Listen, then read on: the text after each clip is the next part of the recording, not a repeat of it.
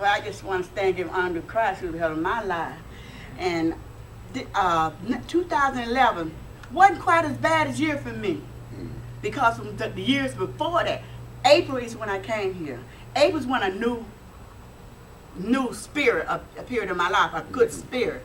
I mean, before April 2011, I was searching for a church. I was in such a denial of my own failures and stuff. I was pointing at everybody but looking in the mirror at myself. And when I came here, just like Sister White, I'm like, who done told that man my business? I'm like, I can't have this honey. People talking about you before you get that good. But then the Lord said, who know you? Who know you? You know what I'm saying? And you know, I wasn't new to the Lord. I wasn't like just coming into it. God had done been in my life. I had walked away from the Lord never walked away from me. So he shook me up real quick. And he said, you told me to take you somewhere where you could fit in. You told me you need to go somewhere. And because I had so many complaints about other places I've been. And when I got here, it was so different because it wasn't just, oh, thank you, Jesus, like that. It was, sit down and shut up and let me tell you something. You know? Thank you, God. It was like God had took a switch and said, you sit down, lady. You know what I'm saying?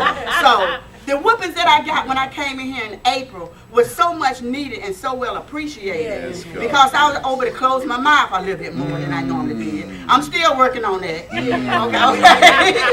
Okay, but I began to see everything that was wrong wasn't always somebody else. I had to look in that mirror. And I just thank God that God, when he brought me here as a work in progress. And like you said, you could be in Jesus and going to church for years, 20 years, and wonder why you haven't elevated, why you haven't went nowhere. Yes, God.